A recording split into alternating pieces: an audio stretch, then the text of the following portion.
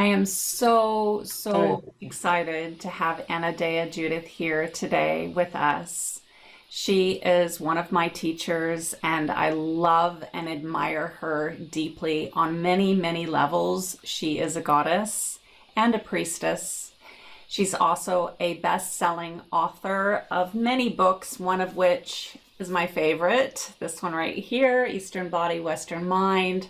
She's an absolute master of the chakra system, and she's also has a PhD, and she is an evolutionary activist. So she really does walk and weave between the two worlds, the worlds of the divine feminine and also the divine masculine. That's one of the reasons why I love her so much, is she really does bridge both of those worlds in such a powerful and beautiful way. Anodea, it's so nice to have you here with us today. Oh, Schamet, it's a delight to do this with you and to venture into the realm of the goddess. So necessary in our world right now, so necessary. Yeah, it really is. And so, I just love so much that you have the PhD and all these books that you've written, because to me, that's like the masculine. And then that you're a priestess, that's the feminine. And so you really embody both of those energies. And so it's just so lovely to have you here on the summit to share your wisdom and your knowledge. And the first question I have is, what does the goddess mean to you? Well, I was a priestess before I went back to graduate school and got my master's and PhD. So she came first. And to me, the goddess is the feminine principle that is half the cosmos. That we have a masculine and feminine principle in the cosmos of creation, of birth, of cycles. And we have, for the last, 3,000 years or so, mostly worship the masculine, and our world is sorely out of balance because of it. And it's not just about the oppression of women. I mean, that's being addressed, and of course it still goes on, but we started that with women's liberation. But it's what's missing in the conversation as we try to heal our world. And if we are to birth a new era, which I believe we are in the process of doing, birth comes through the feminine. I mean, that's just the way it is. Men create, they certainly do, but there is a birthing organic process that comes through the feminine. And if we don't honor the goddess, we're only playing with half a deck.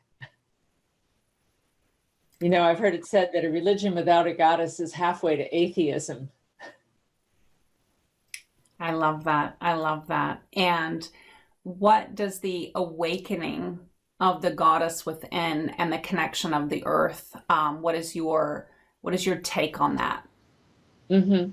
Well, I think that is this is the great awakening that we are taking part of it. Some people call it the great turning, where we're turning the trajectory from where we've gone towards something to the future. And it is that, but turning kind of implies we're staying on the same level. Awakening says we're taking it to a new level. So I like the idea of awakening, that it's a change of consciousness, and we are awakening our divine nature. I feel that, one of my sayings is evolution is the God's way of making more gods. And so we've evolved from single-celled organisms to multi-celled creatures to worms and, centipedes and, fish and birds and dinosaurs and mammals, and each time getting more sophisticated, more intelligent, more capable, more powerful, more creative. And this is a process of evolving toward a status of the divine, of godhood, goddesshood, which we're just budding into. And it's something that we awaken in ourselves as a divine possibility. Now, for a woman, the masculine divine, while it's there, and I grew up with that, of course, in my family, it doesn't give us something to relate to that is uniquely ours. And when I was ordained as a priestess back in 1985, I had a way to take power to take my power, but in a feminine way. And it was the first model I had of power that was not a masculine power, that was not a power over, that was not a rulership, a command. I'm telling everybody what to do and you obey me. It wasn't that kind of power. It was a magical power. It was a power to lead, but to lead by connecting people and by calling on the elements and calling on the forces and working with the power of nature, really. And so it's awakening our own selves in harmony with the power of nature. Beautiful, beautiful. And so what does the priestess in particular mean to you? Yeah, so, the priestess is like an orchestra conductor. And she channels the goddess, she channels the feminine. But it's like all the players in the orchestra, they're playing their own tunes. The flutes are playing one thing and the cellos are playing something else, but it needs a conductor to hold it all together.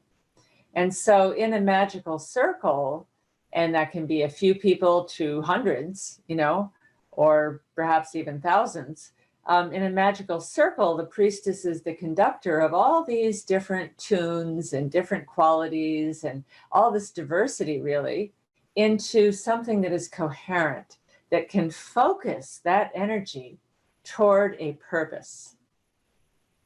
Yeah, I love that. I love that so much. And my next question is, what does feminine leadership look like to you? Well, I've taught a lot about that, and I've even created a feminine leadership deck. I'll grab a few of the cards. That leadership for women doesn't look the same as leadership for men, and I think that we often say, "Well, I'm not a leader because I don't have this big brawling voice that is commanding and telling everybody what to do." But some of the feminine archetypes, like the spinner, is the old woman who is weaving and spinning out a new thread and bringing it into a group and just sort of like, oh, I'm going to introduce this thread and just keep pulling it out so people can weave it together. Certainly the elder, this got cut off a little bit, the peacemaker, the one who gets everybody to get along. The gardener, this is one of my archetypes. I love to garden, but the gardener is cultivating, nurturing, tending to people in the group. I have one, the mistress of play, that is keeping people light. And this is another one I embody, the maestro, the teacher, the educator, is another form. Of course, the weaver, the priestess we've mentioned, the muse. So the muse is creativity, that's an aspect of the goddess, that writers want their muse to dictate, what they do. Mystica, the one who goes into mystic states and leads from that. Certainly the queen is an old one, the healer. This might be more than you want, but the dancer, the beauty. I think that one of the things the feminine represents is the creation of beauty in our clothing, in our environment, in our food, in everything. And that's something the masculine has gone for expedience and efficiency. And you look at the masculine world and it's gray and black and metal and hard-edged, and it doesn't have beauty. And so, the feminine really brings in this really important aspect of beauty. There's the alchemist. And the alchemist is like the magician, the herbalist, the cook. Maybe she's just cooking up a dinner party and she's, making it all delicious. Of course, the mother, that goes without saying. What else do I have? Oh, the lover.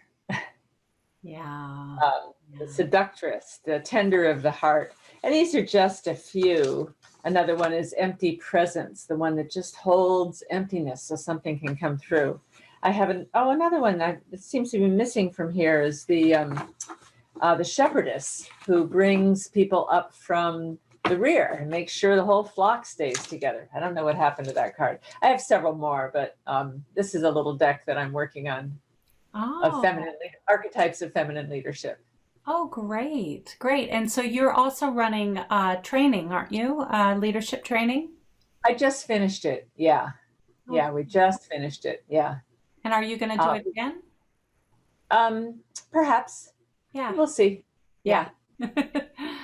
Yeah, whatever channels through you and what's coming That's through. right. Yep. That's right. Yeah. I love all the different aspects of the goddess and how there can be these different energies of the goddess. And you also showed me some statues that you have there of different goddesses. Do you want to talk about that?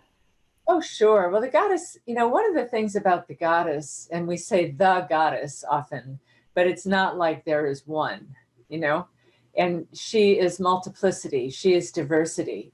And she really preceded this understanding of the masculine in the Earth Mother, which I have Gaia back here on her throne, and the Earth Mother that gives birth to everything. She was the first religion we knew, before we had anything. It was this mother that provided and birthed things from her belly.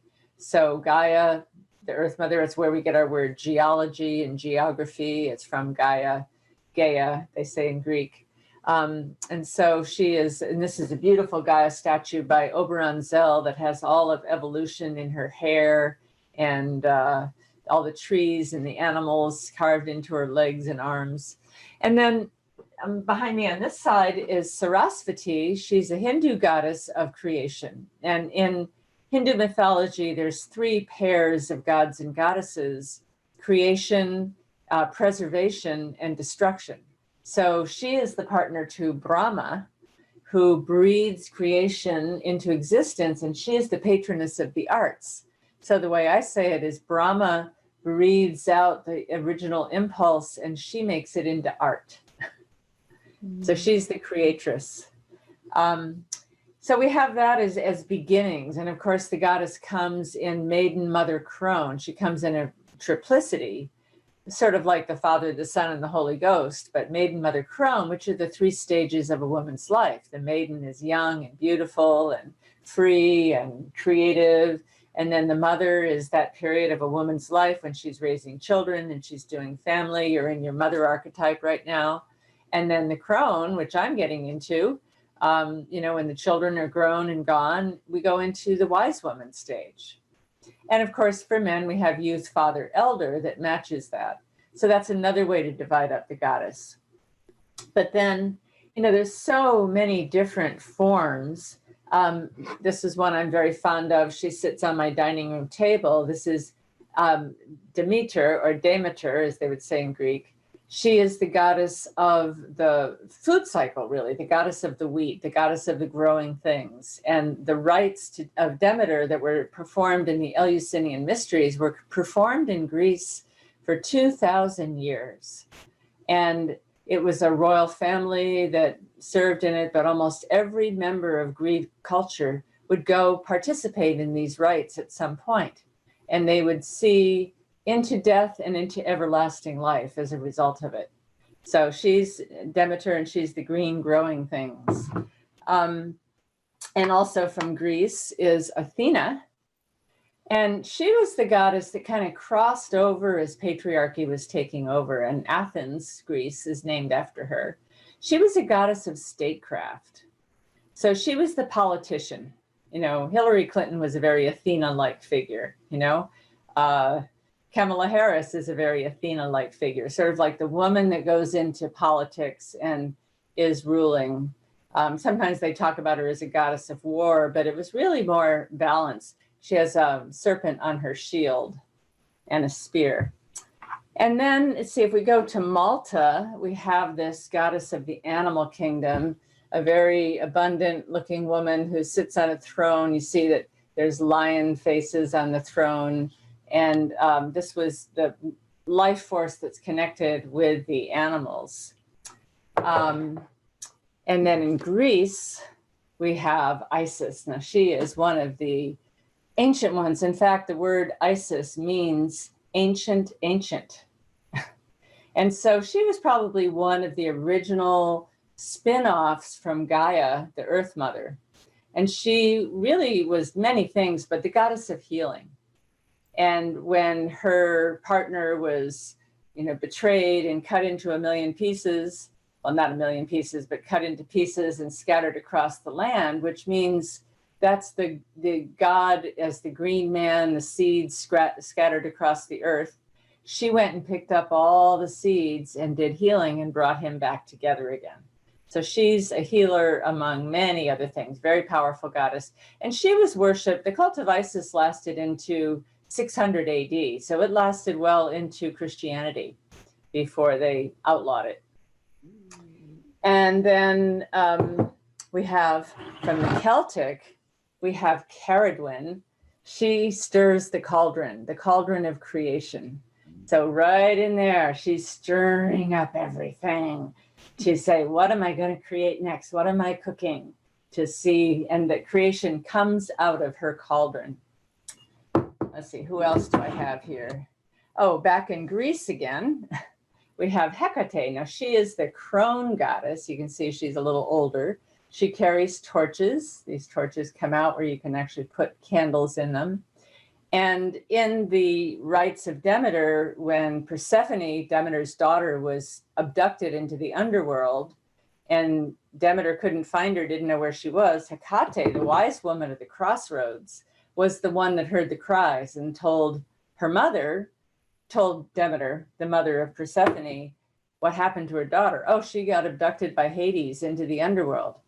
And so she carries the torches, and she was worshipped at crossroads. So she guides travelers when they don't know which way to go. And that also means in your own life, when you're at a decision point, do I do this or do I do that? Do I stay in this relationship or go? Do I take this job or that job? Do I move here or there? That's a crossroads. And you pray to Hecate, who is the wise one, to guide you to make the right decision. And then who else do I have here? I have Kuan Yin. If we go over to Asian culture, she is the goddess of compassion. This is a black Kuan Yin, but she comes in all different colors.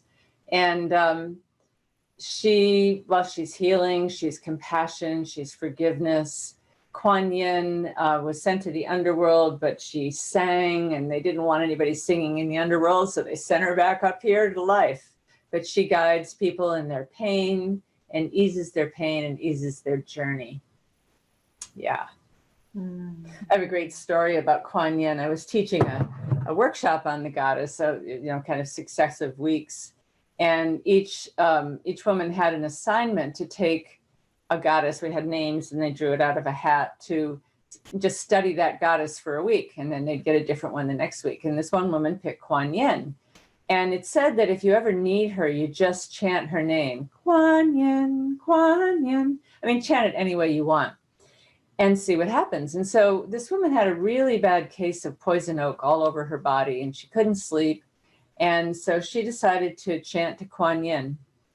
And she did, and she fell asleep. And she woke up 20 minutes later, and she didn't itch anymore, and her bumps were all down, and it went away that day. Wow.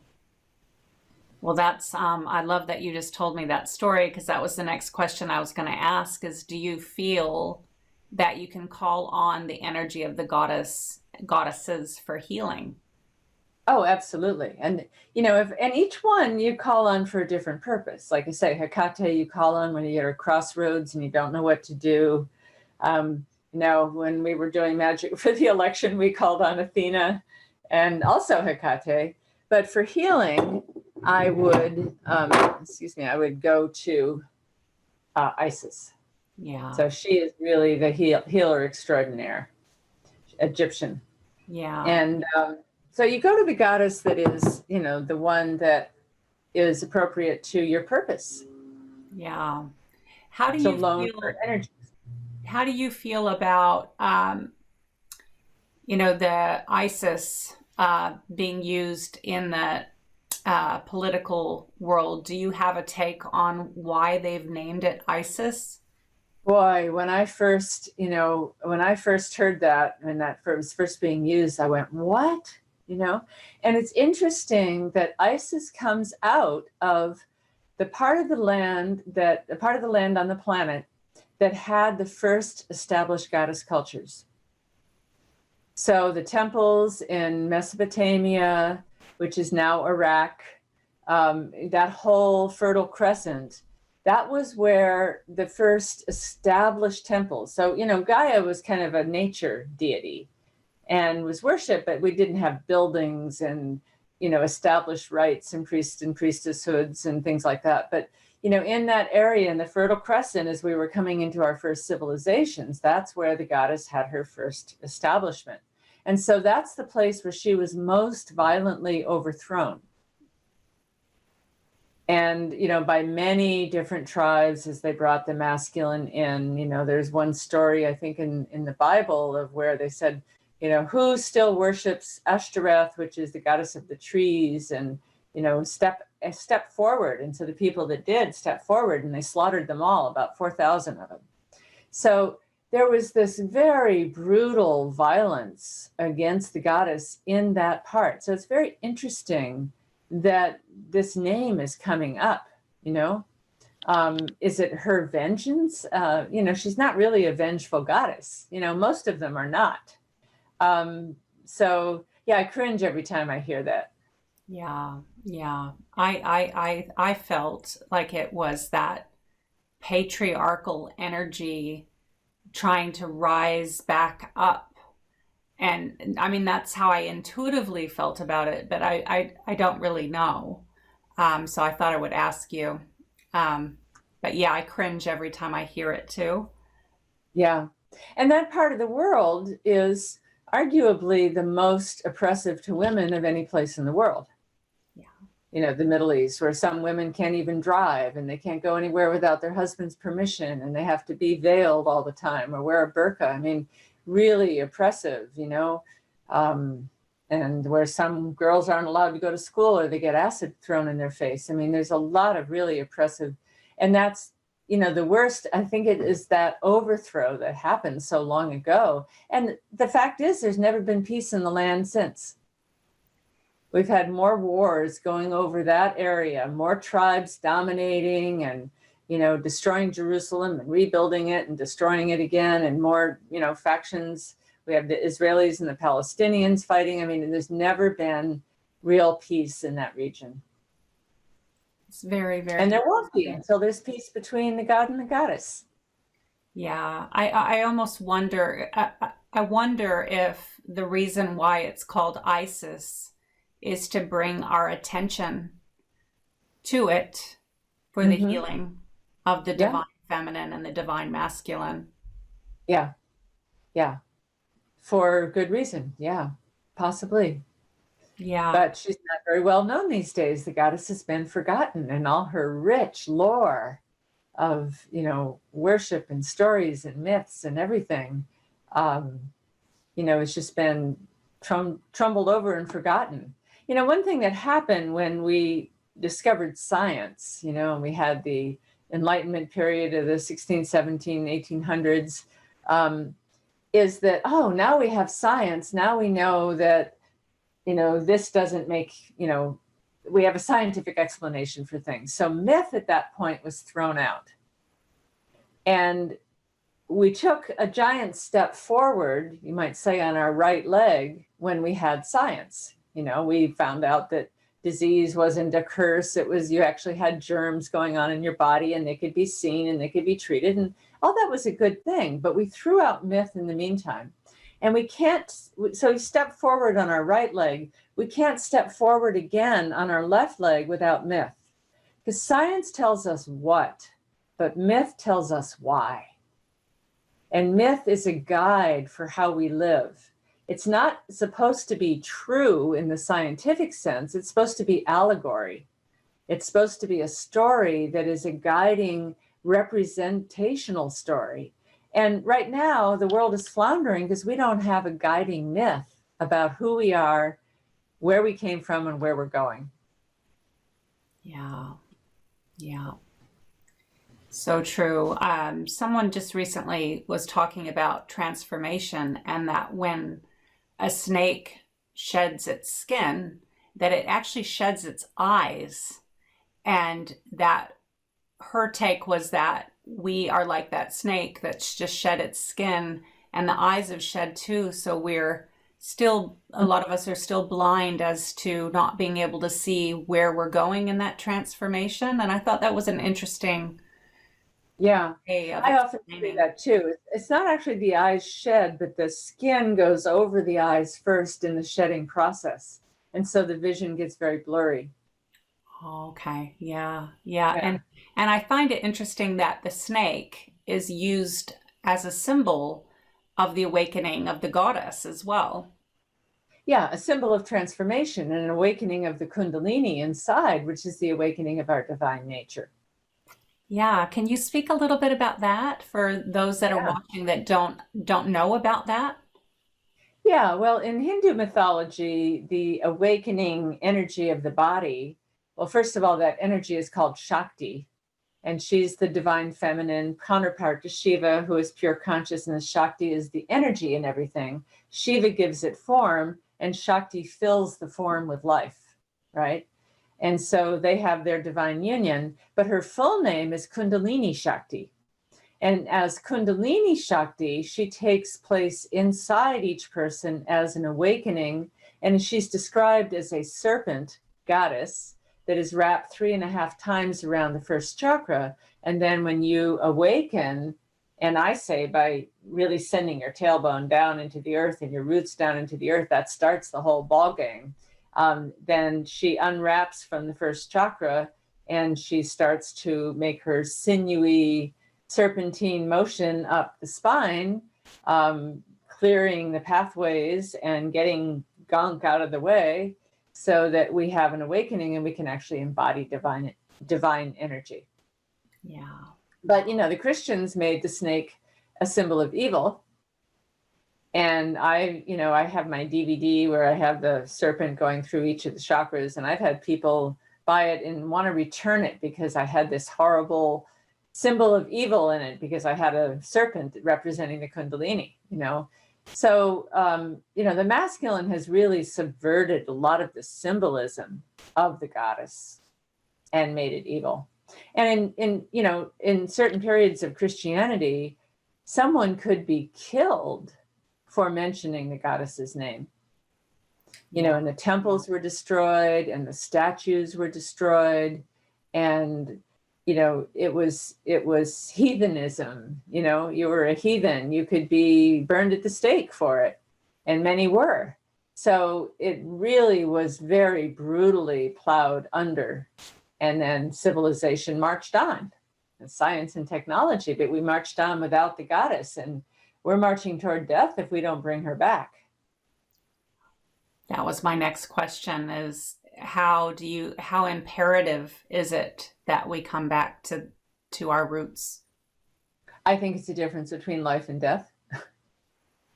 And if we don't honor nature, if we don't honor the planet, the limits of nature, the cycles of nature, the masculine just wants to go, and it says there's no limits. And it's one of the beauties of the masculine is it doesn't get bound by stuff. It says we can transcend that. And that's great. But you can't go in one direction forever. Like you can't just keep expanding population forever on a finite planet. And the goddess is cyclic. She has birth, she has, even like the Hindu Trinity, there's the creation, there's the preservation, the watching over what you've created, and then there's the destruction, the death. So that they're in this, letting a field go through a fallow period, having a winter where things go into the ground. This is part of the cycles of the feminine, and we don't honor those cycles, we burn ourselves out. We can't, it's a certain death to go in this direction inevitably.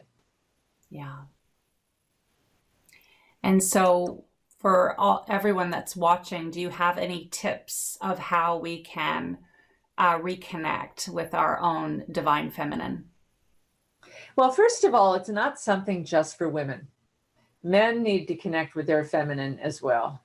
And because the goddess has been so, deeply plowed underground, the feminine has as well for men. So like, they're really criticized if they show anything feminine. And it's, an insult to a guy to say that he's feminine, some gay men have reclaimed that, but I think it's really important that men say it's okay to sit back. It's okay to take some of these other forms of leadership, like the empty presence, and just be there and share the power. and yet, and then for women, it is a whole different way that we can relate to who we are, why we are, where we are, what we're here to do, what we're here to bring to the party, you know? And that, you know, that archetype and really understanding the divine feminine, it's wholly different. It's not God in drag, you know? It's not just, you know, putting a feminine pronoun on something. It is color and beauty and song and pageantry and sexuality and creativity and music and dancing. And, you know, it's rich in a way that, that much of the masculine, which is about power, is not. It's very linear, and it's very, you know, one God, there's only one form, and it's very abstract, doesn't even have an embodied form, you know, so that has its place. That's the transcendent, but the goddess is the immanent. That's what's coming to inside us. And as we come to the part of evolution where we're awakening the divine within, we need a model for that immanent divine, not just the transcendent. Not just sitting in meditation all day long and thinking you're getting to God, but actually rolling up your sleeves and fully jumping in with both feet and participating in life. I love that. I love that so much. Activating all parts, you know, the domestic goddess that's washing the dishes and making the meals and getting into the garden. Yeah.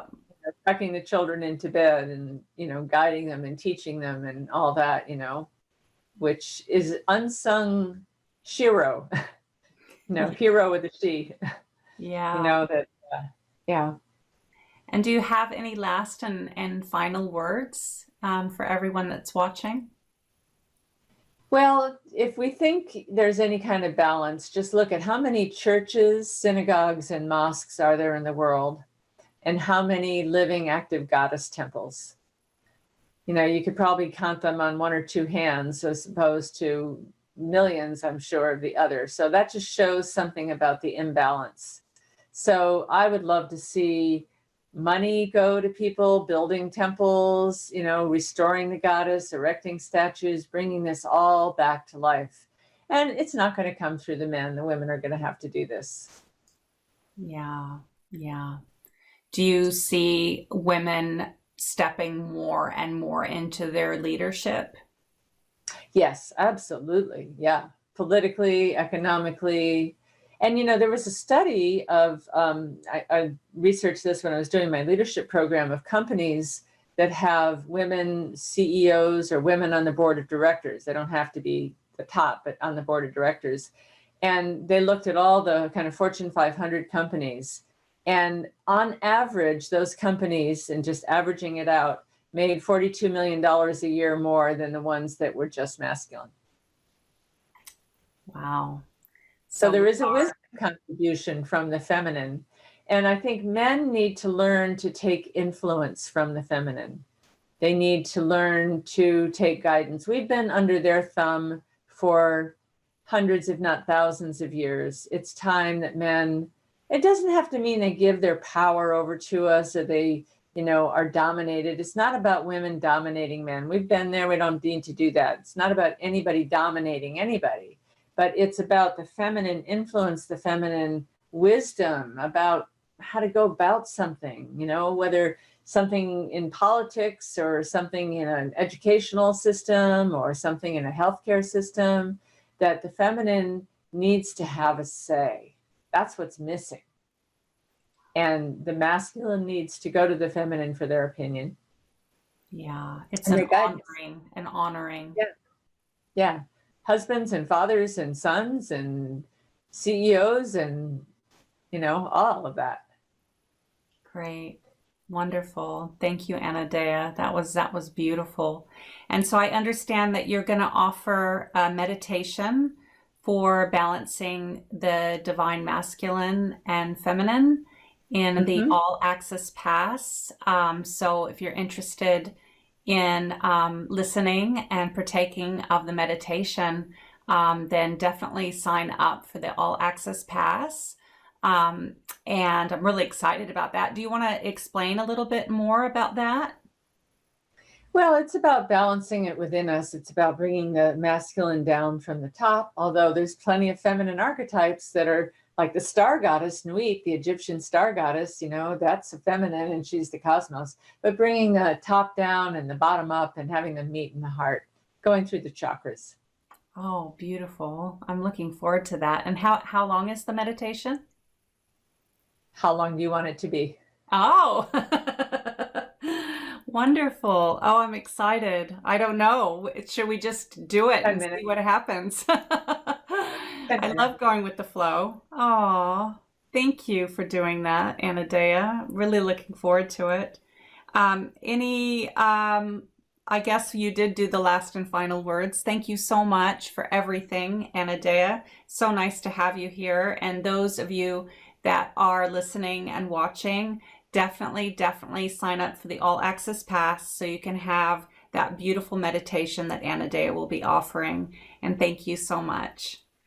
Thank you, Schamet. Thanks to the goddess.